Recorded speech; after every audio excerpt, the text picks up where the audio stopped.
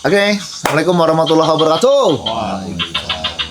Ketemu lagi nih teman-teman di episode ngomongin experience learning alias ngomel. Episode ke-5. Saya juga lupa ya sebenarnya.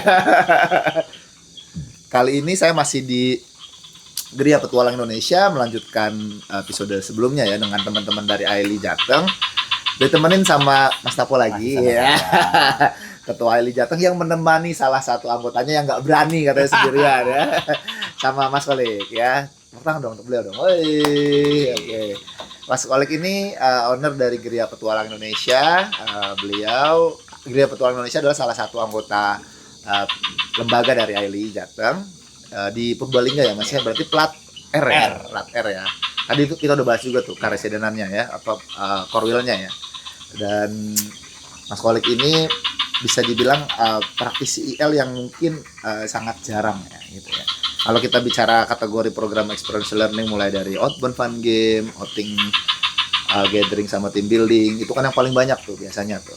Nah, ada dua yang cukup sedikit gitu ya. Salah satunya adalah outdoor adventure training dan satu lagi mungkin lebih tepatnya di studi tour atau field trip yang atau student camp gitu ya yang digagas sama Mas Kolik. Ya, kurang lebih begitu ya Mas Kolik. Ini agak beda nih ya. Sedikit pemainnya di Indonesia.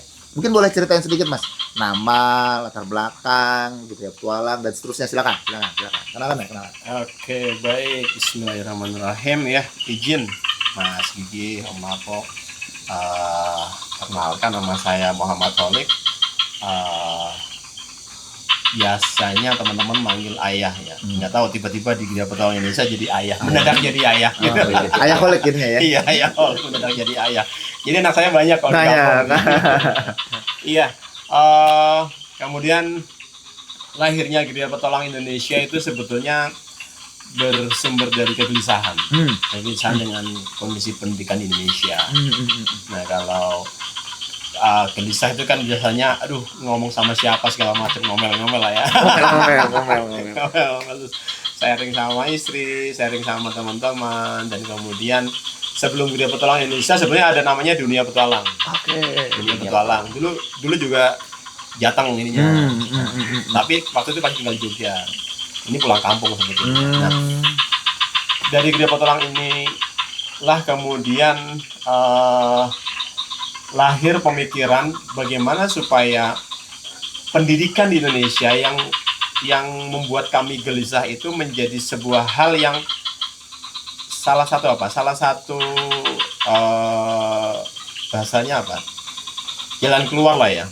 Problem solvingnya kita lah. Nah, kami berikhtiar membuat program experiential learning di sini ini adalah bagaimana membuat anak-anak Indonesia itu menjadi anak-anak yang siap menjadi leader. Konsepnya gitu. Iya. Maka kemudian di Geria Petualang Indonesia ini kami membuat program, kalau dalam Islam namanya program Akil Balik atau menuju dewasa gitu ya, dengan membuat program petualangan. Nah, kalau di program petualangan ini kami secara reguler ada sekolah petualang. Nah, ya Mapala versi light lah, cuma kemudian ya Mapala versi light, kemudian di situ tidak hanya bicara kompetensi petualangannya, tidak bicara skillnya saja, tapi kemudian bagaimana menghikmahi petualangan, bagaimana memahami kalau kami mengatakan membaca ayat-ayat kaunihnya Allah. Ya, kalau baca Quran kan kita bicara ayat-ayat kaunihnya Allah gitu ya. Nah, sedangkan selama ini kita luput bahwasanya ketika kita naik gunung kita membaca ayatnya Allah berupa gunung, hutan, pohon dan sebagainya, sungai segala macam. Nah, seringkali kita lupa itu. Kita hanya bicara bahwa yang namanya petualangan itu fun, petualangan itu membentuk karakter, petualangan itu membuat kita mandiri, seperti itu aja. Tapi tidak bicara holistik bahwa itu makhluknya Allah semuanya loh kayak gitu. Itu yang membuat kemudian program sekolah petualang itu mungkin berbeda ya dengan teman-teman yang ya saya belum tahu yang lain ya, tapi kami mencoba untuk bahwa bertualang itu bukan hanya sekedar bicara skill, bicara kemandirian, tapi bagaimana berbicara mengatakan rasa syukur kita, terutama ke anak-anak kita ya, bahwa mereka juga bisa loh melalui kegiatan petualangan juga dekat sama Allah, dekat sama Allah, memahami ayat-ayatnya Allah, tidak hanya sekedar baca Al-Quran saja, tapi kemudian juga memahami ayat Allah di sekitar atau semesta inilah kayak gitu. Dari tahun berapa Mas? Kalau Dunia petualang coba. Kalau dunia petualang dari 2012. 2012. Iya, dunia petualang itu kalau dunia petualang sendiri dulu berawal dari Twitter. Saya menuliskan tentang petualangan, bicara Jalur Gunung Slamet, karena saya menuangkan tulisan-tulisan tentang petualangan di mini blognya itu ya, Twitter itu. Kemudian di 2014 kami membuat provider outbound dunia petualang di Purbalingga. Cuma kami homebase-nya ada 2 di Jogja sama di Purbalingga. Kegiatannya masih adventure base gitu. Belum kenal yang Aili sebetulnya. Oke. Aili gitu. Cuma sudah kenal dengan orang-orang Aili lah. Ada Mas As, ada Deku segala macam. Karena kami satu perusahaan waktu itu. Di Kartens. Dulu di Kartens. Bareng Smith. sama. Iya. Kenal Kenal di situ. Nah, kemudian dalam perjalanannya di 2018 ketika saya udah keluar dari perusahaan, kemudian membuat namanya kelas educamp dulu sama istri ya, buat educamp. Konsepnya bagaimana di Jogja waktu itu ya, bagaimana mengumpulkan anak-anak yang orang tuanya itu kepengen anaknya bertualang. Kayak gitu awalannya. Nggak expect sih waktu itu ya, sampai 100 anak pertama ikut. Nah, dari 100 anak ini kemudian ada grup orang tua yang kemudian istri saya kelola, muncullah kelas petualang. Dan kelas petualang mulai bicara survival, navigasi, kemudian adab bertualang. Ini kan jarang disampaikan. Ada bertualang. Nah, ada bertualang ini saya sampai bikin buku. Dulu mungkin Mas Gigi pernah saya unjuk petualangan Gen Ibnu Battuta, itu buku board game, bagaimana kita belajar ada petualang itu dengan bermain, memahami itu. Dan dari 2018 kami sampai 2020 awal itu kami sampai membuat 4 angkatan di Jogja, karena 3 bulanan waktu itu. 3 bulanan. Dan 2020 kami ada Covid ya Indonesia ya. Ya dunia lah. Ada Covid, kemudian kami pulang kampung. Nah, pulang kampung ini kami berbarengan dengan ada gerakan namanya Fitrah World Movement, gerakan kembali ke fitrah, kembali ke kampung. Karena asumsi kita waktu Covid itu yang bisa bertahan ya orang-orang kampung, nggak punya uang tapi punya kebun, bisa ngeramban, foraging ya, bisa ngeramban, bisa bertahan itu segala macam. Asumsi sederhana. Nah, dari situ kemudian saya ngobrol dengan beberapa teman di Purbalingga, saya pengen pulang kampung ke Purbalingga, tapi apa ya sekiranya yang bisa membuat kami berkontribusi di Purbalingga gitu. Nah, kebetulan kami ngontak dengan teman-teman dan ketemu dengan namanya Mas Eko Bejo yang punya tanah sebelah itu. Itu punya Mas Eko Bejo orang Tangerang. Itu teman sekolah seangkatan. Ya, beliau mengatakan kalau mau pindah di Purbalingga, setidaknya kita jangan jadi sampah lah gitu. Tapi kemudian kita berkontribusi ke Purbalingga minimal syukur-syukur sama Indonesia. Dan kemudian dengan kesepakatan keluarga besar kami, jadilah Gereja Petualang Indonesia. Jadi beliau menyediakan sarananya, kami membuat programnya. Ya, kalau kesepakatan kami bahwa satu membangun raganya, kami membangun jiwanya. Kayak gitu. Jadi bergerak di bidang masing-masing. Saya nggak boleh untuk nambah bangunan, nggak boleh kesepakatannya. Tapi buat program silahkan. Kalau pengen nambah bangunan, berarti saya harus konsultasi sama Mas Eko Bejo itu namanya. Itu dia sampai sekarang itu. Nah, kemudian dari situlah kemudian lahir beberapa program. Nah, dari program ini muncul dari misi kami. Misi kami adalah bagaimana pendidikan yang berdaulat. Pendidikan berdaulat. Ya, kemudian ekonomi yang berdaulat. Pangan ya, kedaulatan pangan juga, dan kemudian energi yang berdaulat. Ini 4 kegelisahan sebetulnya. Nah, yang muncul ini. Nah, saat ini kami baru di ranah pendidikan. Ya, kami fokus pendidikan. Harapannya dengan pendidikan ini, yang 3 ini beriringan. Karena mindset orang dari pendidikan ini kemudian muncul, ekonomi berdaulat, kami kerjasama dengan beberapa teman. Kemudian kalau kedaulatan pangan, kami nggak usah bicara kedaulatan pangan di sini. Karena mereka sudah berdaulat sebetulnya. Berdaulat daripada kami. Mereka tiap pagi bisa ngeramban. Kami belum bisa ngeramban. Termasuk di sini ada Gereja Petualang Permakultur ini milik Om Handoko namanya. Beliau alhamdulillah di 2003 gabung sama kami untuk kemudian membuat konsep kedaulatan pangan di permakultur ini. Jadi di sini konsepnya adalah apa yang ditanam itu yang dimakan, apa yang dimakan itu yang ditanam. Sederhananya begitu. Maka pangannya berdaulat gitu. Nah, impian besar kami masih di kedaulatan energi ya teman-teman, kemarin rasain ya. Mati listrik ya. Itu impian besar kami, bagaimana supaya kami tidak bergantung sama perusahaan listrik negara katakan. Nah, itu impian besar. Nah, baik lagi program yang kami lakukan kesehariannya basicnya experiential learning. Termasuk karena di tempat kami programnya ada educamp, ada live in, ada sekolah petualang. Maka kemudian kami membuat konsep, kalau yang kemarin rame di awal-awal setelah Covid itu experiential tourism ya. Kami membuat daerah ini untuk program experiential tourism. Wow. Iya, experiential tourism. Ada live in tiap 1 tahun pasti ada 3 atau 4 sekolahan yang live in di sini. Itu dari Jakarta kebanyakan, dari barat lah, Jakarta, Bogor, Depok, Karawang, Purwakarta. Itu yang selama ini dari 2021 sampai sekarang itu alhamdulillah repeat gitu ya, repeat untuk berkegiatan live in di sini. Nah, dan itu kedaulatan ekonomi. Kami bangun kedaulatan ekonomi karena dengan experiential tourism kami kemudian bisa membantu, walaupun belum signifikan mungkin ya, membantu masyarakat yang ketempatan untuk live in. Itu. Program unggulan kami di experiential tourism itu ini gula aren. Bukan gula aren, gula kelapa dong. Nira kelapa ya, nira kelapa. Itu program. Jadi teman-teman yang datang ke sini nginep selama 5 hari atau seminggu itu belajar bagaimana ngambil nira, prosesnya seperti apa, kemudian belajar membuat gula cetak, gula aren, gula serbuk, dan kemudian membuat kopi, ya panen, kemudian nyangrai kopi sampai jadi produk bubuk ya kayak gini. Ini produk kita ini. Enak nih Mas. Kemudian membuat teh namanya teh oncong. Karena sejarahnya di sini dulu tahun 1930-an ini perkebunan teh. Oh ya? Namanya Pakejian Underneming Lenbo Kudasari. Kami mendapatkan data itu di Leiden. Jauh banget. Tahunya setelah di sini. Kenapa kami jadi tahu itu? Karena penasaran dengan bangunan-bangunan bekas-bekas bangunan Belanda.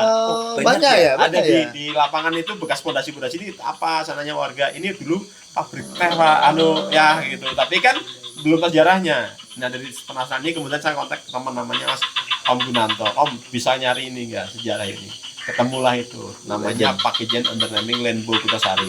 Nah, kalau teman-teman jalan-jalan di sekitar ini pasti masih nemu teh-teh liar di perbatasan segala macam, dan sama warga dimanfaatkan, dipetik, dibuat untuk namanya teh oncong. Nah, itu jadi program kami di experiential tourism, di live in-nya. Kayak gitu. Itu kemudian kalau di live in itu berarti programnya tidak hanya bikin gula, teh atau kopi, tapi juga bagaimana mereka juga bahasanya ngarit, mencari rumput. Buat ternak yang di rumah banyak warga ternak kambing. Ya, buat celengan di tempat mereka ya, berarti ya, tempat mereka live in ya. Kemudian mencari kayu bakar, kalau bahasa sini namanya repek. Buat apa? Karena masih banyak pakai tungku ya. Pakai tungku buat gula itu kan pakai tungku, nggak pakai gas kan, boros kalau pakai gas gitu kan. Itu nggak daulat juga tuh kalau pakai gas ini. Nah, itu yang kemudian live in di sini konsepnya bagaimana menumbuhkan rasa empati teman-teman yang dari kota, kemudian menumbuhkan jiwa sosial, menumbuhkan jiwa kepemimpinan. Karena jadi tahu kondisi Indonesia ternyata nggak seperti di kota aja tuh. Dan itu banyak teman-teman konsep leadership akhirnya kayak seperti itu. Yang kami bangun seperti itu, kurang lebihnya kayak gitu sih. Sementara luar biasa, ini beda banget Mas sama teman-teman yang lain ya. Memang agak-agak berbeda nih. Nanti kita perlu belajar lebih banyak. Soalnya saya mau bikin juga Mas. Oke, mantap. Ya, saya lagi mau bikin namanya Saung Sunan Ambu. Sunan Ambu. Di mana itu? Di Purwakarta ya, dan Bandung lah gitu. Lagi nyari tempatnya juga. Kebetulan ada Ustadz juga yang berniatnya memang membangun pendidikan. Saya malah kepikiran tadi, cuma lupa ngajak ke sini. Harusnya saya ajak ketemu nanti ya. Saya ajak sini kalau boleh nanti partner saya itu Pak Ustadz itu magang lah. Magang. Lah iya dong, biar tahu juga gitu kan pas jalan program kayak gimana gitu kan. Nah, ini kan enaknya kita bekerja kan dong. Ini ya Mas ya. Antara konsep ini ya, keagamaan Islami dengan IL itu irisannya kental ya. Iya, sebetulnya. Apalagi kalau kayak Ayah Kolek ini digabungin lagi sama petualangan gitu ya. Gimana ya kalau kita berbicara kaitan kental apa nggak kental, saya kalau berkacamata dari perspektif netral ya, netral, muatan apapun, baik itu keagamaan, gitu ya, kepemimpinan, kerjasama kelompok dan lain sebagainya, itu pada dasarnya hanya muatan, yang akhirnya tetap akan bisa digunakan, akan lebih kuat digunakan dengan metode experiential learning justru. Karena utama dari metode experiential learning itu kekuatannya itu untuk menumbuhkan kapasitas. Iya. Gitu. Nah, kapasitas ini bisa macam-macam nih, kapasitas keagamaan, ke spiritual ya kan, kepemimpinan dan lain sebagainya gitu. Jadi bukan bisa dibilang tidak bisa dibilang secara langsung bahwa erat sekali kaitannya, enggak. Tapi kalau kita bilang apa metode yang paling tepat untuk ya meningkatkan kapasitas keagamaan atau spiritualitas, ya experiential learning. Kalau saya berani ngomong begitu, setet saya sebagai ketum ALI ya. Iya loh, saya percaya diri, saya percaya banget gitu dengan metode experiential learning atau ada yang nyebut experiential education gitu ya.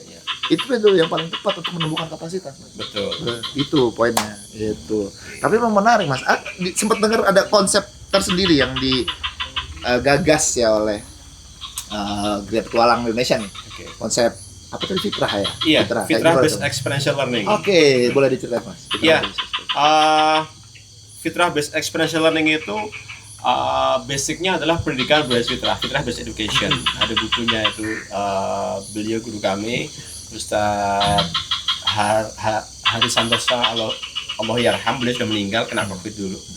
Terus kemudian beliau mewariskan tentang pemahaman bagaimana menumbuhkan, jadi menumbuhkan ya, bukan kemudian memasuki pemahaman atau apa namanya, kalau disekolahkan dari outside in, ini inside out. Oh malah gitu ya, menumbuhkan dominasi ya. Iya, tapi menumbuhkan bagaimana seorang anak atau kita bahkan merasa bahwa ternyata kita punya potensi yang bisa digali kok. Jadi selama ini kita searching keluar metode-metode segala macam, kita itu bisa menggali diri kita kemudian lebih luas bahkan kalau saya bilang. Termasuk konsep fitrah based experiential learning ini adalah bagaimana kita berkegiatan tadi tapi berbasis fitrah tadi. Kenapa berbasis fitrah? Karena tadi bicara bahwa kehidupan itu tidak hanya bicara keseharian bagaimana kita lawan apa, tapi kita terhubung sama Allah. Kita bicaranya udah holistik itu. Bicaranya udah holistik. Apapun yang kita lakukan, ya kembalinya. Iya, memang Allah gitu. Karena fitrahnya di situ. Betul. Oh, itu yang menjadi kunci dari apa semua rangkaian program sederhananya begitu. Seperti itu. Iya. Kalau orang bilang fitrah itu suci ya. Fitrah itu suci karena setiap tahun ya Idul Fitri ya. Tapi konsep secara kalau saya bilang secara general, fitrah itu human nature. Bukan suci tapi justru alamiahnya gitu. Basicnya kita. Fitrahnya kita ngapain sih? Fitrah kita sebagai manusia. Fitrahnya kita sebagai manusia pasti cenderung kepada kebaikan. Itu. Nah, ini yang seringkali kita lupa bahwa kita hanya sepotong aja fitrah itu suci doang udah. Nah, padahal fitrah itu kalau kita secara pemahaman ya dari ranah pendidikan segala macam, ranah kehidupan itu human nature. Nah, itu yang coba dikembangkan oleh sama kita program-programnya Geria Petualang gitu ya. Maka tadi bukan menanamkan tapi menumbuhkan. Karena prinsipnya udah ada tanamannya. Betul. Bibitnya sudah ada bibitnya. Nah, fitrah itu tadi bibitnya. Betul. Karena fitrah itu kalau saya bilang alegori bibit. Alegori kayak bibit. Jadi apa itu alegori bibit? Pemahamannya nih. Bibit itu ya apa sih, benih ya? Benih itu yang namanya benih itu kan kalau petani disayang-sayang tuh kalau nanam. Nanam kemudian ngasih pupuk, ngasih air itu kan sesuai dengan kapasitasnya. Tidak kemudian bibit langsung kasih pupuk banyak. Mati kan? Mati. Nah, permasalahannya di kita anak bayi dijejelin macam-macam pemahamannya. Gitu ya. Termasuk maka saya bilang termasuk bicara tentang agama tadi. Ya karena akidah Muslim ya. Seringkali bayi-bayi Muslim bahkan sampai itu sudah dijelin dengan syariat duluan. Tapi imannya lupa nih. Akidahnya lupa nih. Tapi udah syariat dulu, maka bebannya udah banyak. Masih kecil dikasih beban. Padahal fitrahnya bukan itu tadi ya. Kalau Fitrahnya kembali nanti, ke fitrahnya bebannya itu ya. nanti, ya. Fitrahnya masih kecil itu bukan dikasih beban, Iya. tapi dikasih apa? Permainan. Oke. Syariatnya anak di bawah 7 tahun itu bermain. Syariatnya. Syariat Syariat. atau Syariatnya fitrahnya apa? tadi? Ya, yang namanya syariat aturan ya. Ya. Belum dikasih beban syariat kayak orang kewajiban menyembah oke, Allah segala oke, macam, oke. ibadah belum. Oke. Tapi bermain dulu. Bermain supaya apa? Mencintai Allah. Oke. Ekspresi lain kaitannya seperti itu. Nggak usah ngomongin yang kewajiban dulu, tapi bagaimana mencintai Allah dulu gitu ya. Betul. Dengan cara apa? Dengan fun. Bagaimana kita mengabarkan, ya kayak Rasulullah kan konsepnya adalah memberi kabar dan peringatan. Basiro wa nadhiro gitu kan, memberi kabar dan peringatan, bukan kabar dan ancaman. Betul, nggak pernah. Tapi Nggak kabar ada dan hukuman juga. peringatan ya. Kasih kabar baik dulu deh. Oke. Main dulu deh sama Allah gitu. Oke. Main dulu lewat makhluk-makhluknya Allah. Nah gitu. Alam semesta itu tadi ya, dengan semesta. bertualang. Ya, betul. Oke. Baru kemudian kita bicara karena sudah mencintai makhluk-makhluk Allah akan makhluknya Allah aja keren, apalagi yang menciptakan makhluknya Allah gitu seperti itu. Maka konsep yang dilakukan tadi explore nih. Exploring, anak-anak itu masih explore nih. Kemudian main dengan tanah. Kemudian lihat pelangi, ada lagunya kan? Pelangi alam. Itu kalau dibahas secara ranah ke holistik, keren banget itu. Cipta Betapa indahmu. Alangkah indahmu, merah kuning hijau di langit yang biru, pelukismu agung. Siapa gerangan pelangi ciptaan Tuhan. Sayang kita hanya sampai selesai di sini. Kenapa nggak dibahas tuh? Keren ya Tuhan ya. Allah itu keren. Pelangi itu bagus banget. Berarti yang membuat pelangi maha bagus dong. Keren banget. Yang membuat pelangi maha keren dong. Nah gitu itu maksudnya. Itu fitrah di 7 tahun ke bawah. Iya. Syariat yang perlu diituin. 7 Iya, tahun ke atas? 7 tahun ke atas mulai nih. Begitu masuk 7 tahun, kalau bahasa kita mumayyiz ya, bahasa Islam namanya mumayyiz. Mumayyiz itu adalah anak yang sudah mulai memahami baik dan buruk, resiko baik dan buruk. Maka di sekolah petualang ini mulai 7 tahun. Oke. Oh, jadi program itu untuk mulai dari 7 tahun malah? Iya. Oke. Kalau yang petualangan yang beneran ya, naik gunung, arung jeram, gua, itu mulai 7 tahun. Kenapa? Anak ini sudah mulai memahami, mulai bisa ngukur. Oh, kalau ke sana resikonya ini, aku harus ngapain? Tidak menghindari, tapi meminimalisir resiko, dan makanya namanya kalau di kita analisis resiko. Anak ini sudah mulai bisa analisis. Gitu. Jadi aku ketika naik gunung, berarti aku harus ngapain? Karena gunung dingin, maka harus bawa jaket, bawa sleeping bag, atau apapun logis segala macam. Dan itu bukan hanya sekedar teknis, tapi juga kembali ke fitrah tadi. Betul. Ke learningnya tadi. Iya. Nah, mulai belajar syariat, mulai disyariatkan. Maka seperti halnya Rasulullah mengatakan, ajarkan anakmu sholat mulai usia 7 tahun. Syariatnya salah satunya ibadah tadi, sholat. Dan sholat itu indikator dalam Islam adalah adab. Adab tertinggi Islam itu kan sholat. Kan jelas dari niat sampai tertib ke salam tertib itu kan urutan. Maka itu adab tertingginya. Nah ini yang seringkali kita lupa, seringkali bicara hanya teknis sholatnya saja, tapi kemudian tidak dipahamkan bahwa itu berkaitan dengan kehidupan sehari-hari.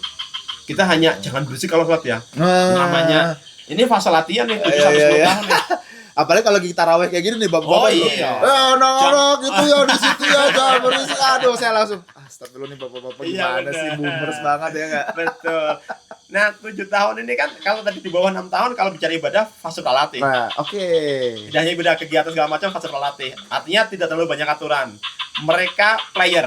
Bermain tadi. Iya, player, bukan gamers. Iya, bukan gamers. Gamer kan rule of the game tidak pakai aturan.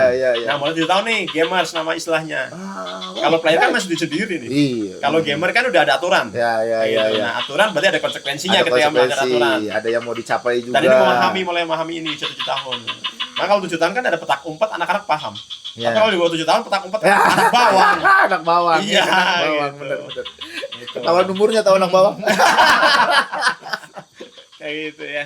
Nah 7 tahun sampai 10 tahun nih, ajarkan anak sholat mulai 7 tahun, dan pukullah anakmu ketika usia 10 tahun tidak mau sholat, dengan catatan selama usia 7 sampai 10 tahun ini kita ngajarin harus dong. diajarin. Iya, kalau ngajarin tiba-tiba 10 tahun gak mau sholat, dimarahin, kita zolim dong. Iya. Ngajarin enggak, ngelatih enggak. Kali itu kejadian tuh, ya kan diomelin tapi nggak kasih tahu. Nah itu. Nah di 3 tahun ini ya, 7 sampai 10 tahun ini masa latihan. Sedangkan masa latihan itu kan anak-anak punya hak salah. Oh, oke, salah. Namanya latihan. Iya. Jangan dimarahin, tapi dikoreksi. Diajari. Coba kita main sepeda, mulai belajar sepeda. Salahnya apa? Jatuh kan? Iya. Tidak langsung lancar. Jangan dimarahin. Jangan dimarahin. Kalau dimarahin nggak mau lagi dia. Kapok dia Kapok. gitu. Nah, ini yang bikin generasi Islam hilang ini. Salah dimarahin. Akhirnya sekarang banyak Atau ya. jangan-jangan fase latihannya nggak ada, nggak Betul. dikasih tahu. Betul. Oke. Ya tadi berisik dimarahin, bukan kemudian dipahamkan dan Iya, disadarkan. iya, Ini iya. kemudian ini fase 7 sampai 10 tahun. Begitu 10 tahun tadi ya, ajarkan untuk sholat mulai 7 tahun, 10 tahun dipukul ketika tidak mau sholat dengan catatan memang kita ngelatih dan mulai pisahkan antara laki-laki dan perempuan tidurnya. 10 tahun. 10 tahun. Dan Kan mulai balik nih. ya. Mulai yang perempuan menstruasi, Iya. yang laki-laki kemudian mimpi basah. Iya. Mulai senang nih sama Ya, lawan jenis. lawan Sekarang jenis. anakku 10 tahun mulai cita itu. Alhamdulillah 10 kalau tahun. senang lawan jenis sih. Iya. Ngeri kalau senangnya sama jenis. Oh itu bahaya. Itu. Nah baru kemudian kalau saya ngerasain 11 sampai 14 tahun ini fase pendidikan terberat bagi kami untuk anak-anak. Termasuk di program ya? Termasuk di program. Karena mereka mulai mempertanyakan, mulai levelnya keluar berargumen, mulai defense, mulai menolak dengan banyak alasan. Dan alasan itu bisa masuk akal. Dia punya dasar untuk berargumen. Oke. Kayak gitu. Nah ini mulai nih. Kita harus sebagai seorang, kita bukan guru, kita fasilitator. Learning facilitators. Ya? Betul, kita fasilitator. Di sekolah pertama nggak ada guru, adanya fasilitator. Jadi kita tarik ulur mainnya. Ketika ada debat kayak gitu, ya kita ngobrol bareng segala macam, kenapa segala macam ditanyakan. The briefnya tadi itu jangan-jangan. Oh, jangan-jangan itu yang bikin Anda jatuh cinta sama IL juga. Masya sebenarnya dari dulu jatuh cinta sama IL. Oh, iya. Cuma belum tahu keilmuannya. Oh, oke. Ceritain. Gimana tuh akhirnya tahu soal IL ya? Kalau saya main outbound itu ya bahasanya, dulu zaman di kampus. Udah dari kampus tuh ya, Dari anak-anak kampus. cinta alam Ya, ya pasti. Mapala ya. Mapala ya. Saya gara-garanya itu saya nemu buku outbound training. Nah, Punya siapa Pak tuh? Pancok. Jamaluddin Ancam. Nah, saya belajar waktu jadi ketua Mapala waktu itu. Keren ini. Baca gitu, tak prakteknya sama pengurusan saya gitu kan. Mulai solo camp, Ya. kemudian setiap kegiatannya guru tak bikin program gitu. Langsung rasa kok kegiatan gua jadi pembelajaran gini langsung Iya, gitu ya. dan ternyata menarik gitu loh. Iya. Ternyata menarik, tidak bicara hanya skill adventure-nya aja, tapi tadi itu ternyata bisa, belajar. nah itu menumbuhkan rasa, oh ternyata banyak hal yang bisa dipelajari nih. Dan saya merasakan bahwa Mapala bagi saya itu kawasan dari mukanya untuk Ya, growth, ya. mindsetnya, Ya. itu, Oke. mindsetnya growth, ya. Terlepas dari sisi lain yang kayak gitu ya, itu saya Itu bahkan belum difasilitasi ya. belum. Nggak difasilitasi aja bisa bikin growth. Betul. Gimana kegiatannya Growth juga. itu Itu pemikiran yang jangan bikin jatuh ternyata cinta ya. keren juga ya kalau kita berpetualang. Pemikiran kita bicara tidak hanya bicara have-nya aja, tapi dari situ kita menghikmai. Kalau bahasa kita ya mengambil ibrahnya Ya, gitu. ya, Oh ambil ternyata keren. insight, Iya ya. dapat insight ya betul. Itu. Nah kemudian saya mulai kegiatan outbound itu 2006. Itu mulai ke anak-anak TK dulu malah. Oh ya? Iya. Saya jujur nggak pernah megang. Saya juga nggak sebetulnya saya ngerakit teman-teman aja. Tapi saya ini apa namanya promosi ke TK-TK. Oh, sini outing segala macam, main bola, main itulah yang tutup segala macam kayak apa namanya rekreasional itu. Iya, fun game gitu. Terus kemudian di 2008 saya pertama kali dapat project itu ngobon dosen-dosen Wow. di salah satu kampus di Cilacap. Oke. Wah bisa ternyata ya, bisa buat hidup nih kayaknya waktu itu. Mulai mikir gitu ya. Karena Iya. waktu itu saya masih kuliah tapi udah dapat nilai apa namanya untuk profit. Iya, loh. nominal lumayan loh, Iya. lumayan pasti. Sama saya juga masih kuliah tuh dapat. Ya kayak dapat lumayan nih. Terus ayo saya upgrade, saya belajar pelatihan gitu, ikut pelatihan mulai memahami konsep. Tapi belum tahu IL-nya ya, outbound bahasanya waktu itu. Terus kemudian saya kemudian masuk sebuah perusahaan adventure yang sama Mas As itu. Nah, saya dapat klien salah satu dari dinas sosial, dan itu nilainya besar. Mulai saya serius nih. 2011 kalau nggak salah. Mulai serius nih. Kita masih kerja tuh ya. saya masih kerja, tapi kan hari Minggu kan, artinya bikin program di luar pekerjaan utamanya, dan ini gede juga lumayan nih. Lebih jauh daripada gaji gue. Nah, kebetulan habis itu kemudian saya naik karir jadi manajer di Solo akhirnya kan. Sempat berhenti nih 2012 sampai 2016-an lah, mulai 2016-an. Terus kemudian mulai tahu Degus Woro di Aili, Mas As di Aili itu 2018 ketika ada Ukom di Jogja. Ya, Saya ditelepon sama Mas As, "Le, ke sini. Ada Degus di sini, ada." Nah, baru kenal Aili, ketemu Mas Tobang dan segala macam. Nah, beberapa bulan kemudian di Purwokerto ada apa kalau mau masuk itu namanya? Orientasi. Pipit dan kawan-kawan 2018. Saya pulang di Jogja nih, "Lu kamu kan KTP-nya Purbalingga gitu." Kan saya ikut. Nah, mulai tuh belajar serius tentang Aili, tentang experiential learning, tentang teorinya segala macam. Oh, ternyata aku udah ngelakuin nih. Tinggal udah ngelakuin semua nih. Gitu. Wah, ini tuh akhirnya serius. Kami nggak sama istri Bunda Meta. Saya Bunda Meta itu kemudian yang tadi mulai educate segala macam, konsepnya IL. Ternyata ada makanannya gitu ya. Ada pasarnya. Gitu. Sebetulnya kalau di Jogja itu pasarnya enak banget sebetulnya, ya. Besar kali juga. Ya, dijual berapapun laku sebetulnya kalau hanya bicara cuan ya. Nah, nanti kemudian yaitu 2020 COVID itu. Nah, di situ di IL ini di sela-sela saya belajar IL, saya ketemu dengan namanya pendidikan berbasis fitrah. Oh, maka dikawinin tuh akhirnya. Iya, dikawinin. Oh, ternyata bagus nih. Di fitrah itu, di pendidikan fitrah itu kalau bicara kita detailing itu bicaranya IL nanti. Karena amal, praktek, Capacity, Mas. capacity building, betul, capacity building. Change maker jadi konsepnya. Change maker ya. Change maker gitu konsepnya gitu. Sehingga kemudian change maker tuh ranahnya keimanan. Bicaranya akhirnya gitu. Karena orang yang beriman akan melakukan perubahan. Hijrah kalau itu berarti target goal life-nya ya. Ya, gitu. Hijrah. Change maker kan hijrah sebetulnya kan. Fase umur berapa ya? Kalau Kalau tadi kan 7 tahun pertama, terus 7 tahun kedua. ya, kalau itu namanya fitrah based life. 15 tahun ke atas, tapi Fitrah secara based life. iya, fitrah based life. Tapi kalau dalam Al-Qur'an 40 tahun udah mulai perubahan, misinya udah berbeda. Di atas 40 tahun. Ini fase Life begin at 40 itu Life begin at 40. yang bikin jangan-jangan dari Iyalah, kan Ya. karena Nabi Muhammad 40 tahun kenabian. Tidak hanya nabi dong, seluruh nabi kecuali Isa, kecuali Yahya 40 tahun kenabian. Oh ya? 40 tahun ya. Oh, saya baru tahu ini. Iya, sebagian Katanya di 40 tahun ya. life apa namanya artinya? Life begin at 40. Life began for At 40. iya. Nah, Di Al-Qur'an ada jelas itu ayatnya. artinya gini, selama before 40 tuh ngapain tuh? Tadi apa namanya konsepnya sebelum capacity building apa? Levelingnya?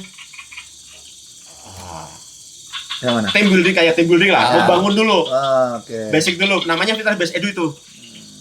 Pendidikan basis fitrah itu bagaimana memunculkan potensi, kemudian dari potensi ini muncul bagaimana kita bermanfaat buat orang lain. Oh, jadi sebelum 40 itu menumbuhkan potensinya dulu nih, semuanya nih, membangun Sampai potensinya sama kapasitasnya nih. bakat-bakatnya itu bagaimana bakat itu tidak hanya bicara hobi ya, tapi bagaimana sesuatu hal yang kita bikin dilakukan dengan enjoy. Karena enjoy easy. Karena enjoy easy hanya excellent. Passion tadi passion. Iya, Kita passion, ngobrol ya. passion. Beda tadi. lagi passionnya. Oh, beda lagi. Lebih atas lagi dari Lebih passion. atas lagi. Iya, Oh. lebih atas lagi. Dari 3 ini muncul jadi earn, diakui. Oh, itu ya. Enjoy, easy, excellent, earn. Oke. Diakui karyanya, mungkin jadi kehidupan kita, jadi Bukan hanya Earnings passion juga ya. Hanya Jadi passion. earnings juga. itu misi. Jadi earning juga Misi. Itu sudah misi hidup. 40 tuh sudah mulai menjalankan misi. Misi itu siapa yang ngasih tadi berdasarkan dari fitrah tadi. Fitrahnya tadi. Oh. Karena lahir membawa fitrah. Nah, ini konsepnya perjalanan ini sebelum 40 tahun itu sedang menggali misi. Misi kita apa dalam hidup dunia sih? Berarti kita tahu hidup. Itu misi kita. Itu baru define di 40. Sebetulnya enggak. Kalau kita gelisah ya. Sebetulnya sebelum 40 tahun kita sudah mulai Udah mulai ya. Mulai. Udah mulai ya. 30-an itu udah mulai gelisah sebetulnya. Cuma kita nggak tahu ini kenapa sih gelisah. Kayak aku kerja di sebuah perusahaan yang walaupun bicara salary 2 digit, tapi aku gelisah nih. Aku di sini hidup sebetulnya. Cuma aku kenapa tahu enggak? misi hidupku apa gitu. Iya. Kenapa aku gelisah di kerjaan yang harusnya menghidupi keluarga? Aku mending resign itu pasti neng banyak orang dibodoh-bodohin itu. Iya, iya, Ngapain iya, sih iya, keluar? iya. Aku keluar dari kerjaan posisi direktur. Waduh. Iya. Berarti usia menjelang 40 tahun. Gitu. Di Kartens tadi ya. Di Reare. Oh di area. Malah setelah Area. Cosmed kemudian 2 tahun aku sempat di Are 2 tahun. Dan posisi direktur aku resign gitu. Karena gelisah. Aku Merasa itu bukan misimu gitu. bukan, Oke. bukan gitu. Padahal di sepanjang perjalanan sebelum 40 itu juga sudah mulai ada ya, ada perasaan, oh ini misiku yang mana, mencari Iya. misi tadi, Iya. menumbuhkan kapasitas tadi ya. Betul. Nah, salah satu misi yang akhir aku rasakan adalah mendevelop orang. Salah satu misi. Maka Gereja Petualangan Indonesia mendevelop. Konsepnya mendevelop orang. Kalau boleh ngasih tips gitu ya Mas ya, sebagai seorang developer ya kan? Atau edukator lah ya, gitu kan lebih Edukator tepatnya sih, edukator. ya, edukator.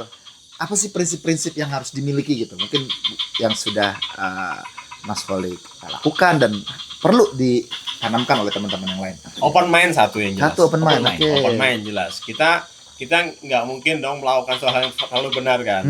Pasti ada hal-hal yang menurut kita benar ternyata di mata orang lain salah. Maka kita ketika ada yang mengkritisi kita open mind. Satu. Atau kemudian belajar lagi. Lifelong learning itu Nah itu kejadian lifelong tuh ya. learning betul. Itu jadi kunci. Kita sebagai edukator harus lifelong Harus learning. belajar. Oke. Itu kuncinya di situ. Kalau nggak belajar selesai itu. Merasa paling benar pasti. Jadi nabi-nabi palsu ntar. Bikin kultus di mana ya? itu masa paling benar kalau selesai. Gitu. Kemudian yang jelas sadar dan sabar. Wah itu. Ya. Kalau sadar, dan ya sadar. Sabarnya itu yang kadang-kadang naik turun. Tapi pasti akan naik turun. Pasti. Selama hidup nggak usah sabar, iman loh. Iya, iman juga turun. Iman juga naik turun gitu kan. Kadang yakin banget, kadang bener gak sih?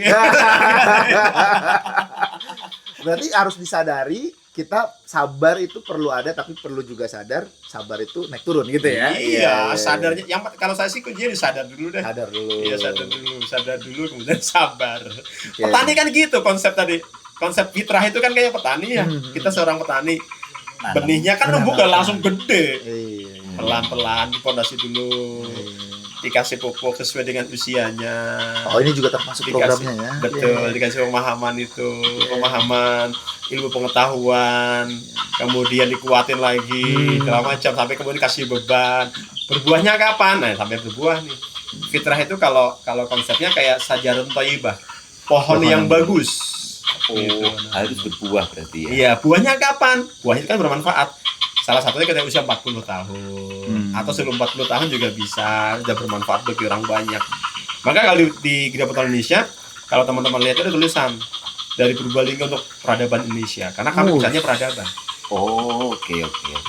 Masya Allah. Oke. Memang untuk Indonesia sih. Iya. AIL untuk negeri, Pak. Iya, AIL untuk negeri. Gitu ya. Iya. Kita inline sama nih. Iya, AIL untuk negeri. Misi visinya AIL itu udah jelas, Mas. Gitu. Emang menarik ya kalau ini ngomong dia petualang nih, pas ya. Maksudnya kalau tadi konsepnya fitrah, metodenya pakai IL, medianya petualangan gitu ya sebenarnya yang Betul. dijual ya. Betul. Bukan dijual ya, diterapkan dalam kehidupan ya. Diterapkan ya. kehidupan. Kalau itu menguntungkan, alhamdulillah gitu ya. Pasti menguntungkan. Oke. Pasti menguntungkan. Pasti menguntungkan. Pasti menguntungkan. Kan Sombong amat bisa bilang pasti Anda ya. karena kamu udah lakuin. Bicaranya Proven. bukan hanya profit tapi benefitnya gede. Oke, jadi keuntungan itu bukan hanya sekedar profit profit, ya, bukan tapi hanya profit ya. benefit. Iya, Oke. Benefitnya besar. Contoh. Contoh saya kalau awal ya yang Educam katakanlah. Educam itu kalau kita profit gede nih 100 orang dengan biaya waktu itu sekitar kalau nggak salah 200-an lah. Cuma 2 hari semalam itu bisa profit. Tapi kalau model kita kelola ini benefitnya banyak. Ternyata orang-orang yang anak-anak ini orang tuanya itu berjejaring banyak kan. Salah satu benefitnya adalah kita punya saudara banyak. Kemudian makanya tadi saya belum pernah yang namanya Jualan gitu. jualan secara ini nih yang kemudian menggurita bahasanya. ini benefit yang kita dapatkan, kemudian apa? Kadang ya kalau bicara rezeki min haitsu la yahtasib ya, bahasanya bahwa rezeki itu nggak banyak hal yang nggak diduga juga gitu deh. Tiba-tiba dapat aja gitu. Itu juga suatu benefit kami sih. Dan kami yakin itu. Karena kenapa kami yakin itu? Kalau dalam konsep yang kami lakukan gitu ya, bahwa kita melakukan suatu hal bukan ikhtiarnya dulu. Oke. Apa dulu? Niat dulu. Tawakalnya dulu, ya niatnya tadi. Oke. Tawakalnya dulu, cantelin dulu sama Allah tuh. Tawakalnya dulu. Tawakalnya malahan. dulu. Baru ikhtiar. Ya Allah, kami niat untuk membuat program di Petualang. Ikhtiarnya apa? Kami buat program dong. Dengan baik tentunya, Iya. dengan metode yang tepat. Habis itu apakah langsung jadi ya kami tawakal lagi. Hasil apapun Allah yang berkehendak, silahkan. Kami tawakal lagi. Jadi tawakal, ikhtiar, tawakal. Iya. Itu yang kemudian kami yakini, sehingga kemudian kami yakini jangan membesarkan ikhtiarnya, tapi besarkan keyakinannya. Enggak, oke. Oke. Besarkan ikhtiarnya. Ikhtiar secukupnya aja. Iya. Itu wilayah kita. Oh. Ikhtiar itu wilayah kita. Dan karena Manusia. kita manusia ada keterbatasan, Iya. jadi ikhtiarnya terbatas aja gitu. Terbatas. Oke. Mau apa lagi? Kalau nggak jadi emang kita marah-marah. Kalau nggak hasil emang kita marah-marah. Kalau nggak ikhtiar nggak jadi. Kan itu wilayah Allah itu dah. Oleh Tuhan. Iya. Maka Iya, ikhtiarnya, iya, iya. ikhtiar secukupnya. Gedein Tawakal keyakinannya. sebesar-besarnya. Oke. Dan itu hasilnya luar biasa. Vibrasi yang keluar besar banget, Mas. Oke. Maka Iya, iya, saya iya, bikin saya bikin materi namanya, ada pelatihan, ada workshopnya Fitrah Vibrasi. Vibrasi. Iya. Kalau di psikologi namanya intent behavior. Nah, Oh, intention yang di ini. Iya. ya, Bahwa- ya, Iya, betul. intent. Jadi Behavior. setiap behavior kita itu tergantung intent. Betul. Intentnya apa akan Intense. beda banget gitu. Sama-sama Atensi ngomong intens, beda. nah itu. Kan beda gitu. Gitu. Itu kami ada training yang private itu namanya Fitrah Vibrasi. Paling beberapa orang sih biasanya. Nggak terlalu banyak gitu. Karena menguras tenaga banget biasanya kalau Iya, dapat. iya. Tapi itu bagus. Berarti dirimu tuh ngulik banget ini ya, apa frameworknya ya Mas ya? Iya, framework. Teorinya apanya Yes. gitu, ngambil dari apa Quran hadis berarti. Ya ada ya secara buku besarnya di situ. Kitab ya. Quran sama hadis segala macam, frameworknya gitu. Pasti kalau bisa dipastikan apa yang kita lakukan itu ada landasan ayatnya. Oh, oke. Ada landasan ayatnya. Landasannya apa? Al-Mulk ayat 15. Buka deh. Pasti juga ada konsep petualangan, konsep survival. Apa tuh biar teman-teman tahu deh. Tapi gua juga nggak tahu. Enggak tahu ya. Buka, Sepik aja. buka aja. Aduh, Almo. Ayat 15. Pasaran kita. Almo. 14. 15. Oh, 15. Yes. Menarik. Almo. Almo tuh surah keberapa ya? Itu Almo. lebih tinggi dari passion ya. Iya. Kalau sudah bicara misi itu mission. Mission. Di atas passion itu kan mission. Nah, kalau keyakinan kita itu yang namanya balik lagi ya, namanya maksud Allah membuat kita lahir di dunia itu apa sih? Kan beribadah. Yang kedua, ini yang seringkali kita hanya sekedar kadang-kadang hanya ini ya, dogma atau doktrin aja bahwa kita lahir di dunia ngapain sih? Ya beribadah dan khalifah. Khalifah itu pemimpin. Oke. Gitu. Atau kemudian konsepnya khalifatullah. Khalifatullah itu wakilnya Allah. Sayang hanya berhenti di sini. Padahal kalau bicara maksud Allah membuat kita di dunia, yang pertama beribadah, yang kedua menjadi khalifatullah fil ard, atau kemudian menjadi wakilnya Allah di muka bumi untuk mengelola bumi sesuai dengan bidangnya masing-masing. Nah ini misi nih. Yang change maker tadi Iya. ya. Ada di Al-Quran juga ya. Coba aku bacain ya. Alhamdulillah minasyaitonirrajim. Bismillahirrahmanirrahim. Wallazi ja'ala lakumul arda zalulam famsu fi manakibiha wa kulu mir rizqi wa ilaihin nusyur. Artinya Dialah yang menjadikan bumi untuk kamu yang mudah dijelajahi, maka Penjelajah. jelajahilah bertualang, di segala penjurunya Oke. dan makanlah sebagian dari rezekinya survive nih. dan hanya kepadanya lah kamu kembali setelah dibangkitkan. Nah ini. Sadaqallah. Itu landasan ayatnya kita selalu bertualangan. Dari itu. Dan karena memang kalau Makanya ya sebetulnya agama sama ini kan berkaitan erat banget, tidak Iya. ada pemisahan. Sains sama ini harusnya berkaitan erat banget. kaitannya. Seperti itu. Karena semuanya ada landasan ayatnya sebetulnya. Cuma ya itu kadang-kadang dogma ya. Oh. Dibenturkan. Dogma ya. Iya. Ya memang kita bikin program juga harus ada landasan teorinya juga, Mas. Nah, iya, betul. harus iya. Kan kemarin gue bilang, landasan apa? Al-Quran hadis. Ya kan udah selesai, kita nggak usah dengan apa kok. Selesai itu. Nggak ada yang ini ya. Nggak ada yang berani ngulik. Siapa yang berani ngelawan ya? Siapa coba berani ngelawan firman-Nya Allah gitu kan? Dari referensinya Al-Quran gitu ya. Jelas landasan ayatnya petualangan. Nah, itu landasan ayatnya itu seperti itu. Nah, berarti programmu di Grad Petualang Indonesia ini apa namanya dibagi berdasarkan umur juga. Iya. Dari yang preschool misalkan di bawah 7 tahun, terus yang school 7 sampai 12. 12, Sampai 14 sih, sampai ya 7 14. sampai 14. Lalu ada yang di atasnya? Iya. Kalau yang di atas sudah bicaranya namanya akil balik. Oke, itu masih anak-anak ya. Bukan, Maksudnya dewasa. remaja ya, remaja dewasa ya. Oke. 14 Sudah pemuda. Kalau di atasnya lagi yang dewasa, ada juga program itu? Ada kelas orang tua. Training kalau saya basic HRD ya, berapa kali ngisi apa namanya? Pelatihan buat perusahaan corporate. Karena saya dulu basic HRD, saya berapa kali diminta tolong sama perusahaan di Banyumas Raya untuk menyeleksi calon manajer. Saya bikin 3 hari itu. Petualangan juga, ujung-ujungnya aku jeram. Oh. Di Pikas biasanya, di Serayu. Penilaian ya. Ya asesmen. Assessment. Iya. Iya. Unit yang tadi ya. Asesmen. Lengkap ya di sini berarti ya. Basisnya fitrah, petualangan, tapi ya mau dari usia anak sampai dengan dewasa juga bisa di sini. Betul. Menarik nih Mas ini. Perlu di ini Mas. Kasih tahu dong teman-teman Mas, caranya gimana Mas? Tawakal dulu.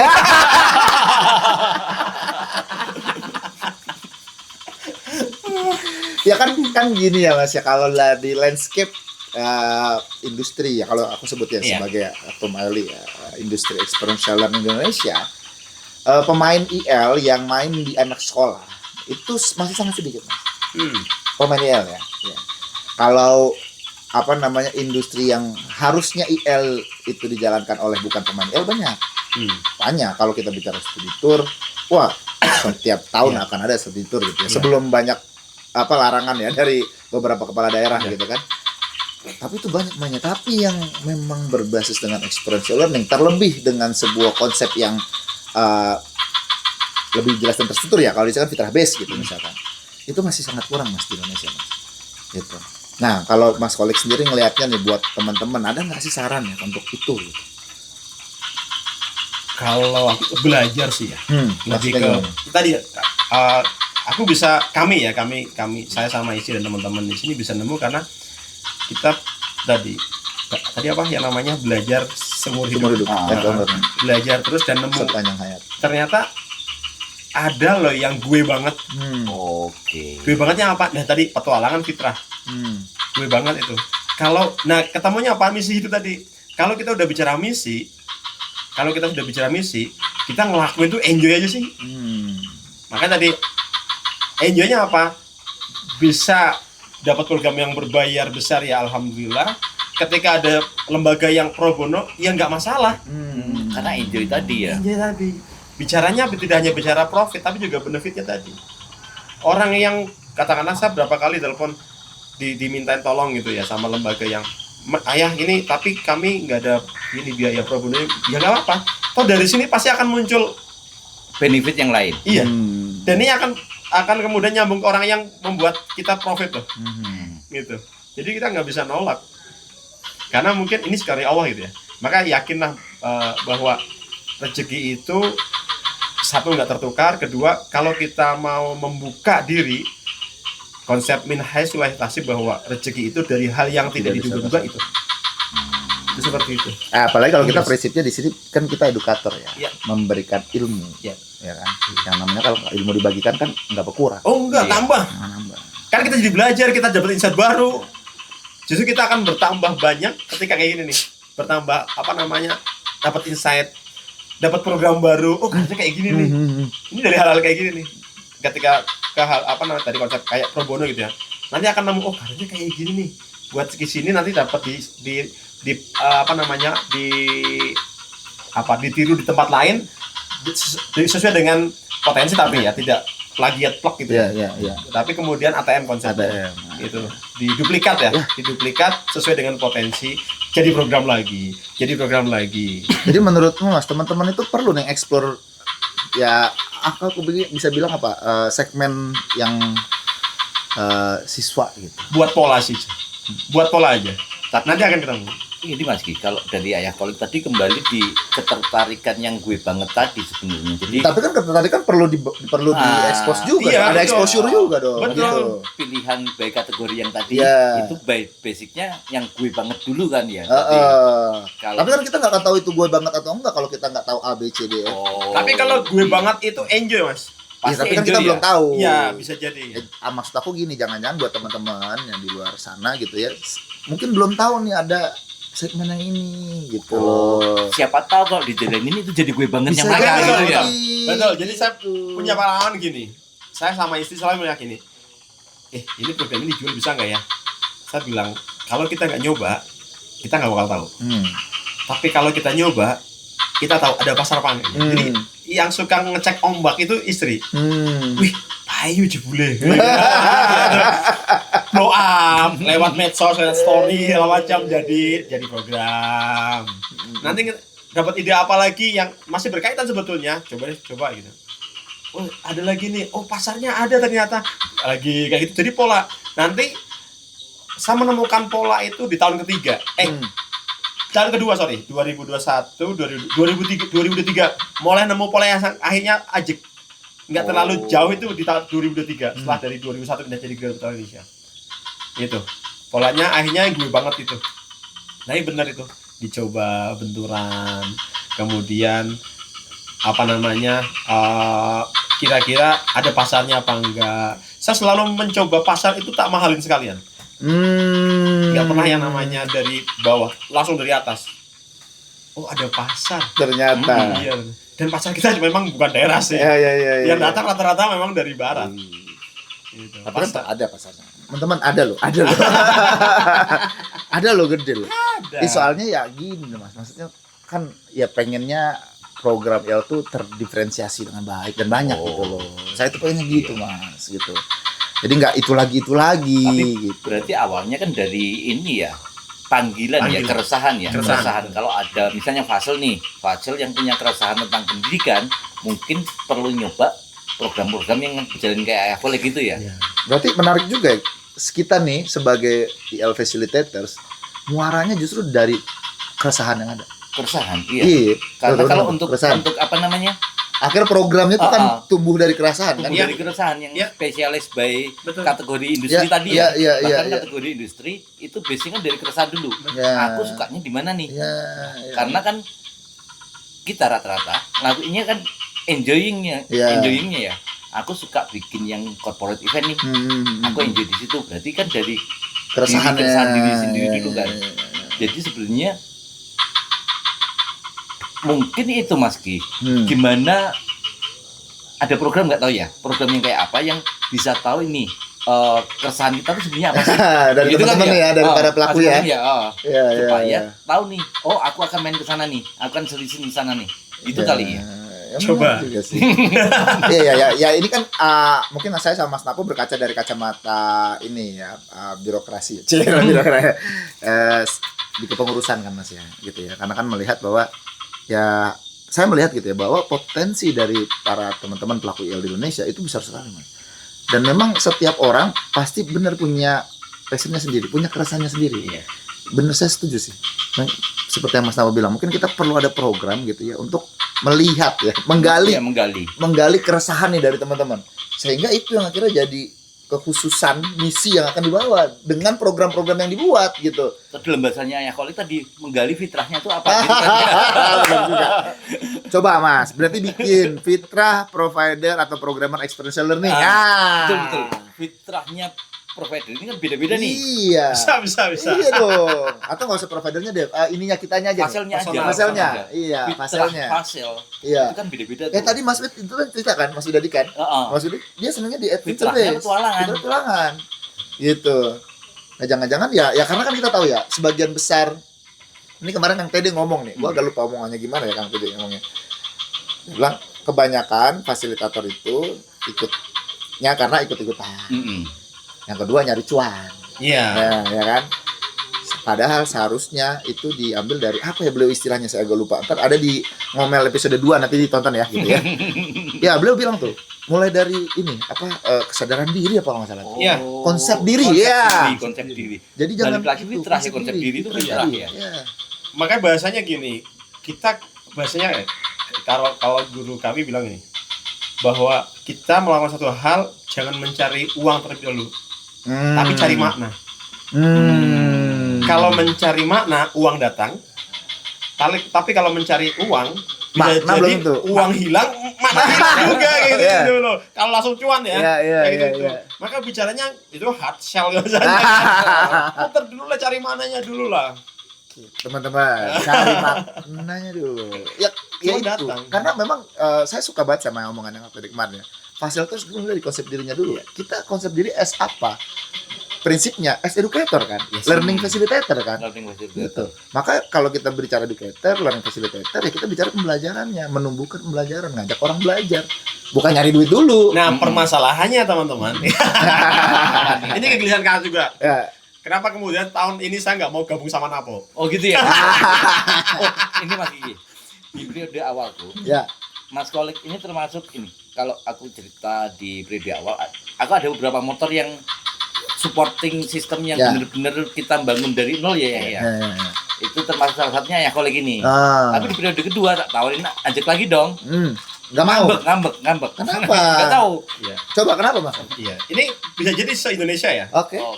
Aile cara umum sih yang saya gelisah dengan teman-teman Fasel nih, saya sampaikan ke teman-teman bahwa tadi kita edukator, kita Learning facilitator. learning facilitator di mana harusnya jadi apa? Jadi teladan. Jadi teladan. Tapi pada realitasnya kita nggak walk to talk masalahnya. Oke. Ini saya sampaikan gitu. Saya nggak mau sama nggak. Tahun ini saya beristirahat dulu ya. Maksudnya Mas Napo nggak waktu talk nih? Kalau apa-apanya enggak. Atau iya ya? Maksudnya Ya, gimana secara nggak waktu talk? keseluruhan. Maksudnya Artinya, gimana? apa yang diomongkan, apa yang disampaikan teman-teman ke klien Nggak dijalani. nggak dijalankan sendiri. Oke. Jadi kalau bahasa orang Jawa jargoni, Jargoni. ngajar tapi orang lakoni. Ini simple as kalau kita bikin kegiatan sendiri nih Mas G. Coba kita lihat mulainya jam berapa sih? Dari waktu yang Salah satunya itu. disepakati. Padahal kalau kita handle klien kita ngomongnya tepat waktu, bahkan bikin komitmen ini. Kalau kita bikin kegiatan sendiri 90% itu molor, telat pasti. Itu. Salah satunya. Ya tidak hanya itu aja sih, banyak hal yang kemudian nih diomongin harusnya off the record. Nggak apa-apa. Ini kan kita bahan refleksi bersama. Ya. Ya. Iya, saya banyak hal ya, termasuk tadi itu kemudian tidak bisa menjadi contoh yang baik kita sebagai fasilitator, bahkan di teman-teman sendiri gitu. Jadi di belakang sama di depan itu hal yang berbeda jadinya. Itu yang kemudian jadi kegelisahan sih. Itu yang ngurusin lah aku nantilah aku tak mundur selangkah dulu, keluar dari sistem di mana saya akan memperbaiki diri dulu, baru kemudian ya kita nggak tahu suatu saat akan masuk lagi juga nggak tahu katakanlah ke pengurus segala macam. Tapi tetap support. Tapi saya support. Kalau nggak support nggak mungkin tak kesini. Oh iya, hari ini kan lagi acara apa? Trainer bootcamp nih, datang ya. Ya. Saya sangat support sekali teman-teman, Mas Napo dan teman-teman, saya sangat support selama saya bisa. Tapi untuk masuk sistem, saya nggak dulu lah kayak gitu itu. Saya kepengen beneran sistem ini juga di rumah sendiri juga, maksudnya di Dapatan Indonesia juga memperbaiki. Maka sebelum ada bootcamp, kami kemarin sempat upgrade teman-teman fasilitator kita juga. Memahamkan tentang konsep IEL, memahamkan tentang konsep fitrah, memahamkan dengan konsep bagaimana menjadi seorang fasilitator. Itu yang kemudian kami paham ke teman-teman, termasuk kami sendiri juga, untuk menambah kesadaran dan menumbuhkan kesadaran itu sih konsep itu tadi. Ya, tapi kegelisahan dan keresahan tadi menarik juga sih Mas. Maksudnya ini kan mungkin berasal dari realita ya, melihat kondisi teman-teman fasil sekitar ya, teman-teman yang lain gitu ya. Oh ya, mereka tidak walk the talk, belum menjadi facilitators, konsep dirinya bukan edukator, bukan learning facilitators gitu ya. Hanya mungkin nyari cuannya aja biar gampang gitu kan, karena memang ya menjanjikan kan profesi ini kan sebenarnya. keresahan ini tetap harus di resolve, Mas. Iya. Ya, kita perlu sih. Saya mungkin perlu bantuan dari Mas Khalid juga, Mas Napo gitu ya. Ya, kita mungkin perlu bikin sesuatu apalah untuk bicara soal kembalikan lagi fitrahnya fasilitator. Bikin kelas di sini kali yang tadi. Iya. Vending fitrah for fasilitator gitu ya. Boleh loh, Mas. Boleh banget itu. Boleh. Saya lagi nggak bikin tesis itu yang fitrah basic learning. Lagi saya bikin tesis. Fitrah based experiential Konsepnya learning sekolah tapi ya. petualang, metodenya fitrah based experiential learning. Oke. Nah, Oh, gitu, Pak. tesisnya nggak kelar-kelar itu. Karena saya risetnya 2 tahun. Oh. Riset beneran maksudnya. Riset beneran ya? Iya, Riset riset beneran beneran ya? yang saya tiap minggu ngadepi anak seperti apa sih proses tumbuh kembang pola pikir mindsetnya segala macam. Oke. Dan itu ketemu di semester 3. Di semester 3 anak-anak. Iya. Iya. Ketemunya kan di Gunung Hutan, masih teman-teman masih cupu lah ibaratnya.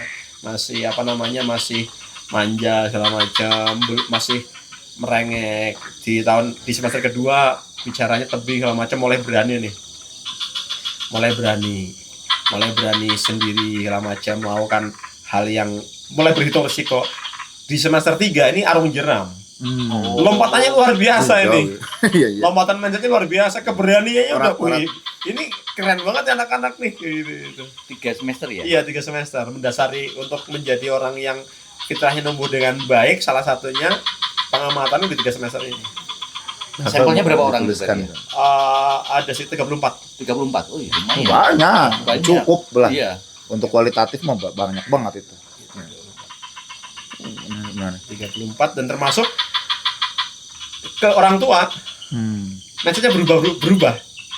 Orang tua ngerasain juga kan outcome-nya. Itu keren sih kalau saya lihat. Cuma untuk menstrukturkan kan butuh ini lama karena harus ada landasan teori segala macam yang semuanya bahasa Inggris ya. Sekarang udah ada AI lah, tinggal di. Iya sih, betul. Itu yang bikin lama. Iya. Ini Semoga mudah-mudahan cepat lah. selesai. Iya, tahun ini semester ini selesai. Ntar jadi buku lagi. Insya Allah. Udah berapa buku jadi sekarang, Mas? Ya, Udah punya berapa buku dulu? 2. Baru 2. Yang baru 2. Oke, ntar nambah satu lagi Sama nih yang hasilnya. pandemi kemarin keluar Iya, itu ya. ya ada bertualang tadi itu yang jadi games, kemudian ayah bertualang untuk kembali pulang. Ini konsep fitrah itu saya nemu. Bertualang kembali pulang itu konsep perenungan. Di mana kami saya pribadi menemukan misi hidup. Oke. Saya jadikan buku. Jadi saya menelanjangi diri masa lalu itu ternyata jadi rilis kemudian saya jadi berani mengakui bahwa masa lalu saya kelam dan saya tuliskan sampai cerita sama orang, ini kamu nggak masalah dibaca sama anakmu, ya nggak apa-apa. Jadi contoh aja gitu, Pak. Ayah pernah ngelakuin ini tapi kamu nggak boleh tiru, ini hal yang nggak baik kayak gitu. Bisa sampaikan ya, anakku udah baca. Kalau ditiru? Ya kalau sudah bicara dewasa itu resiko. Oh, pilihannya Konsekuensinya Konsekuensinya dia. Tapi yang jelas supaya nggak tiru berarti kita memahamkan. Ya. Oh, Ada dibangun latihan kesadaran. tadi, latihan Bukan tadi. los-losan, bangun kesadaran. Bangun kesadarannya. Ya dibangun kesadarannya. Oh, hasilnya seperti apa itu urusannya Allah. Hmm. Gitu. Maka anak saya di 15 tahun, biasanya ini berapa bulan ke depan 15 tahun, kamu udah bukan urusan ayah lagi loh. Bahasanya kayak gitu itu. Kamu udah tanggung jawab sama Allah. Maka kayak jualan, kata dia jualan. Itu tanggung jawabnya dia, udah mulai belajar tanggung jawab. Saya nggak pernah nyangoni. Gitu. Dia udah bertanggung jawab minimal secara finansial buat jajan, buat pulsa. Kalau sekolah masih di support gitu ya. Kan mbak besar gitu kan. Tapi kalau untuk harian, jajan segala macam, udah itu konsekuensi kamu. Ini pulsanya habis ya, kamu yang konsekuensinya kamu udah dibeliin HP segala macam kok. Kayak gitu. Itu sih caranya, itu membangun kesadaran ini sih salah satunya. Ya ini yang senang kalau cerita sama facilitators yang punya konsep diri. Iya. Yang fitrahnya. Jadi Fitrahnya apa iya, gitu ya? itu keluar gitu, misinya apanya gitu. Dan itu yang ya menurut saya perlu dimiliki oleh semua teman-teman di IL ini gitu ya. Apapun itu ya. Ya, apapun bentuknya di Fitra. Kalau saya kan lebih ngebangun tim gitu kan. Apa gitu. Oh, Mas Napo di mana? Ya itu gitu. Kategorisasi fitrah tadi apa ya? Yang change maker tadi. As apa gitu. Kalau lebih jelas nanti dibaca di tembok gitu ya. Oh, ada Aku masang ya. frameworknya. Ada frameworknya itu yang kemudian jadi acuan. Jadi kalau ada change maker itu ranahnya di keyakinan keimanan. Kemudian ada business maker, ada innovation maker, kita belajar inovasi itu sih. Innovation maker, apa lagi? Ada 8 jenis. 8. Ya pokoknya mulai dari fitrah iman, fitrah belajar, fitrah bakat, kemudian fitrah social maker nih, fitrah individu dan sosial, kemudian fitrah bahasa dan estetika, kemudian fitrah jasmani, fitrah seksualitas, dan fitrah perkembangan. Fitrah perkembangan berarti konsep tanggung jawab kita sebagai manusia. Tidak hanya bicara sesama manusia, tapi semesta. Nah ini senangnya kalau ngomong sama teman-teman yang punya framework.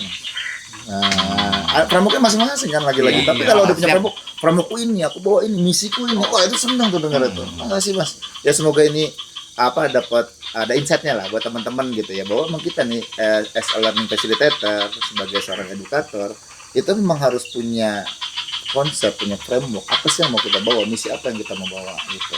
Dan beda-beda ya masing-masing gitu ya, Mas Olik di sana, Mas Napo di situ, yang gue saya banget di sini. Mas ya. Cari yang gue banget. Nanti bikin programnya ya Mas ya. Siap. Menyembuhkan fitrah Mas. Apa sih yang gue banget gitu kan? Iya.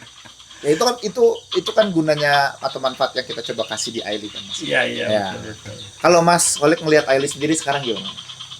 Kalau saya sih lebih ke tempat belajar ya. Tempat belajar, kalau saya lebih belajar, tempat mencari referensi juga buat teman-teman, berjejaring.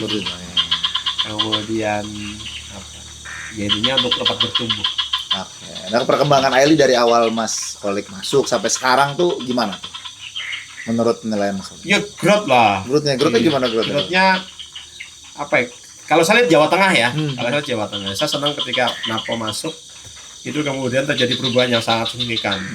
Apalagi waktu awal saya masuk di sistem gitu, itu saya senang banget ya. Senang bangetnya apa? Teman-teman belajar. Belajar, kemudian pembelajar, kemudian brainstorming lah, buat brainstorming tidak kemudian merasa aku dong paling benar, tapi open ya, open yang itu membuat justru kita jadi growth, yang kemudian saya merasa bahwa saya bangga dengan Aili, gitu, sehingga kemudian terlepas kemudian saat ini saya tidak di dalam sistem, tapi tetap saya bangga dong, proud of Aili gitu kan, karena dari situ saya menemukan banyak ini ya, banyak benefitnya ya, berjejaring, kemudian konsep belajar, bagaimana menjadi fasilitator, bagaimana terstruktur lah, intinya lebih terstruktur jadinya, tidak asal kalau awal-awal dulu kan baca buku, kemudian kalau enggak lihat di YouTube seperti itu, sekarang enggak, konsepnya lebih terstruktur, ngapain, goalnya ini, gitu itu lebih ke situ.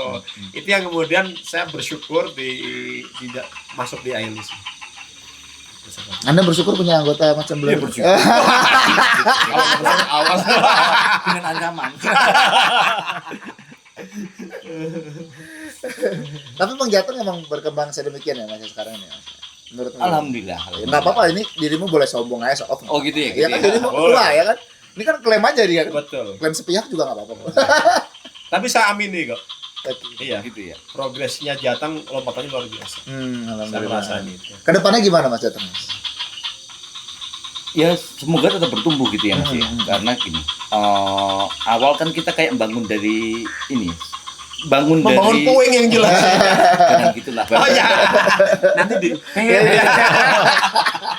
kita bangun tim sih. Kita bangun tim. Bangun yang Trust. awal kita sense of belonging dulu. Iya, Dari awal. Karena ya mulai dari ini sama ini.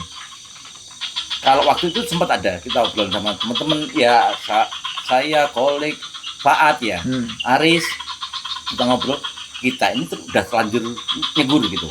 Kalau kita mau lepas, ini kayaknya sayang Ailinya dalam tanda kutip, karena yang salah ini bukan Ailinya, yang salah ini manage-nya. Jadi yang kita harus benerin bagaimana manage Aili Jateng nih untuk jadi lebih baik, dan ternyata saya nggak tahu, menurut saya sih masih belum sesuai dengan yang diharapkan ya, masih on progress gitu Mas Masih Gigi. ada yang perlu on progress. dikembangin. Masih Oke. ada yang perlu dikembangin. Cuman ini udah mulai kelihatan nih, sistemnya udah kita mulai bangun, terus tata kelolanya udah better gitu sih. Itu aja sebenarnya Mas Gigi, cuman karena kita sayang ya dengan Ailey-nya Oh, gitu. Masya Allah, so sweet Karena- banget. Eman karena Eman. gini. Awalnya kenapa sih Eman? Karena kami sebelum diaktif di kepengurusan kan kita sempat di kepengurusan yang lama ya. Kita ngerasa ini bidang kita loh, bidang yang jadi hidupnya kita loh, yang tadi passionku udah merasa di sini loh, masa kita nggak bangun wadahnya Rumah kita, ada nih, tanggung rumah. jawab moral Iya, yang jelas. rumahnya kita gitu sih. Itu sebenarnya Mas Gigi. Bagus ya. Kalau aku sih dulu memang kenapa mau ngebangun air karena aku awalnya ngerasain manfaat, Mas. Rasain manfaat Iya, ya. jadi kebermanfaatannya aku rasain, udah aku dapetin, ya saatnya berbagi, balikin manfaat, gitu. Sesederhana itu. Motifku jadi malah tidak terlalu luhur dibandingkan dirimu tadi. Jangan gitu. Nah iya dong, Jangan bener gitu. dong, dibandingin Jateng ya. Aku nggak jadi nggak luhur dong. Udah dapat Enggak, manfaat, balikin jangan manfaat gitu, aja. jangan gitu. Trade off dong, ya kan? Jangan gitu, Iya. jangan gitu. Nah, enggak serius li, aku jujur Itu apa tanggung aja jawab nih. moral Ya. sih sebetulnya. Iya, Oh, oke. iya. Tapi kan bentuknya masih ada transaksional. Aku harus akui nih, karena manfaatnya udah dapet, ya kan? Aku pengen membalikan manfaat yang udah pernah aku dapat. Beda sama teman-teman yang membangun Jateng, ya kan? Dari yang belum dapat manfaat. Ya enggak, ya enggak. Kita manfaat Iya, iya, juga. iya. Udah dapet dong, udah dapet Makanya tadi dong. karena bermanfaat kita ada tanggung jawab moral untuk Iya, iya, iya. membangun itu Oh, untuk enggak. lebih bermanfaat. Lebih, Iya. ya. Lebih Dengarku bermanfaat, nggak ya. gitu, dengarku. Dengarku kan tadi ngomongnya Nanti gitu. biar rekamannya deh. Iya lah, dengarku ini kan harusnya bermanfaat. Kan harusnya, berarti belum ya kan? Iya dong. Harusnya bermanfaat lebih. Nah. gitu. Oh iya, manfaatnya udah dapet dikit gitu Iya. ya. Kalau saya dapetnya banyak Mas, sejujurnya. Iya, harusnya Secara banyak. tidak langsung waktu itu memang gitu. Tapi ya tadi karena saya udah merasakan manfaatnya, dapat manfaatnya, berpikir bahwa manfaatnya ini harusnya bisa didapatkan untuk lebih banyak orang. Kalau saya lebih transaksional Mas, udah dapet soalnya. Berbeda sama anda semua yang luhur-luhur sekali. Wih. Gitu. Jangan gitu Mas Gigi. Ya emang begitu nyatanya. Kenyataan lo itu gitu. Dan ini mungkin perlu ditiru sama teman-teman Ailey di daerah yang lain ya, Ailey Jabar, Ailey Lampung, Ailey Sumut, Sulsel dan segala macamnya gitu ya, bahwa memang Ailey itu supposed to be beneficial. Supposed to be beneficial. Harusnya bermanfaat. Karena kan sering kali ya omongan orang tuh pas diajak gabung nanyanya emang manfaatnya apa ikut Ailey gitu. Jangan orang, anggota kita juga banyak yang gitu. Seringkali kayak gitu ya. Jangan anggota kita juga anak seperti itu. Iya, iya. Kalau dulu bahasanya enggak ya? Iya. Banyak nomboknya ya gitu. Kan tadi kan benefit sama profit dua hal yang berbeda Oh, iya, iya, iya, Mas ya kan. Kalau nyari profit di Ailey nggak dapat demi Iya, Allah deh. Betul, betul, betul. Nggak ada profit langsung, nggak pernah saya dapatkan dari Ailey. Saya pribadi ya gitu, nggak pernah. Kalau ada yang mau dapetin profit langsung dari Ailey, ya mendingan gak usah gabung Ailey deh gitu menurut saya ya gitu ya, karena kira hanya manfaatkan organisasi buat face interest gitu. Tapi kalau benefit, masya Allah Mas, banyak banget. Iya. Saya ngerasain itu kok gitu. Benefit yang tidak hanya uang gitu ya, tapi wah pengembangannya banyak banget. Betul. Gitu saya ngeliat Mas. Ya, makanya ya terus berkegiatan di Ailey sudah berapa tahun? Anda udah berapa periode? 3 ya. Dua. Dua. Ya, Aku sebagai sama Pak ketua. masuk bareng di 2018. Itu kan periode pengurusan pertama. Iya. Oh iya iya. Ya, habis itu kan jadi Nah, ketua. tapi kan kebetulan kan ya waktu itu ya kita masuk terus dalam waktu beberapa bulan itu ada Musda. musda pertama. Kan jadi pengurus. Terus kita tahu disuruh masuk terus kita tahu apa-apa. Nggak tahu apa-apa. Habis itu, nah begitu masuk pengurus kita kan kaget sebenarnya waktu itu. Kita pikir ini udah established gitu sih. Kita belum. DPD pertama. Periode pertama. Jangan gitu ya. DPD pertama lagi ya loh. Hehehe. DPD pertama Anda itu. Teman-teman yang belum tahu, Ailey itu DPD pertamanya adalah Ailey Jateng ya. Thanks dulu, thanks dulu Pak thanks Kusworo. to Pak Ade Kusworo. Aku harusnya nyambangi beliau ya. Rumahnya nggak jauh nggak sih? Di Solo. Oh jauh juga. 5 jam. Nantilah kapan-kapan aku ke Solo Pak De, nanti aku ke Solo ya, kita ngomel-ngomel di sini sama teman-teman generasi awal Ailey ya, Pak Generasi awal. Dekus, Ya, terus kita generasi kedua. Mas Oki ya kan, Enggak, kita generasi ketiga Tiga ya. dong. Ketiga hitungannya. ya kan generasi pertama Mas Oki, Pak Dekus, Enggak, itu Toba, hitungannya kalau di Ailey ya generasi kedua. malah Mas kedua, Ki. yang pertama siapa? Yang pertama ya yang tua-tua lagi dong. Pak Ugung maksudnya ya? Oh, Oh. aku nggak ketemu waktu itu. Kalau Mas Gigi maksudnya berarti generasi Nggak tahu saya banyak, kedua berarti ya. banyak saya. Kalau untuk DPP saya generasi keempat lah. Oh, kita yang baru ini ya berarti ya. Ya baru tahu. Karena Anda kan Tiga gitu musdanya ya. kan telat sekali. Iya. Musda pertama Anda itu kan setelah berapa puluh tahun. Iya betul sih. Gitu. Kalau Aili kan munasnya kan tepat waktu terus 3 tahun. Itu kalau DPP. Ya. Mengenalkan juga Mas, besok-besok kalau nyebutnya jangan DPD Aili Jateng, jangan. Lebih baik nyebutnya Aili Jateng. Oke. Aili Jabar. Oh gitu. Nah, kemarin ada Wals Munaslup, ada apa namanya, penyampaian yang menurut saya luar biasa dari Mas Inong ya, pendiri kita gitu ya. Beliau menyoroti penggunaan istilah DPD Aili itu ada 2. Yang pertama itu seolah kayak parpol banget. Oke. Ya, parpol banget gitu. Yang kedua itu seolah ada dikotomi gitu. Pembagian gitu. Nah, ini cuma DPD Jateng doang, Jabar doang gitu. Kenapa nggak disebut lebih eksklusif? Aili Jateng, gitu, Aili inklusif, Jabar. gitu, ya. Aili secara keseluruhan, Aili itu Indonesia, tapi yang di Sulsel disebut Aili Sulsel, yang di Jabar disebut Aili Jabar, gitu. Jadi program kerjanya itu semua program kerja Aili sebenarnya, gitu. Jadi tidak ada pengkategorian pembagian bahwa ini program pusat, program daerah, nggak gitu. Gitu sih. Jadi kampanye belum saya mulai sih, nanti saya mau tulis di grup gitu kan.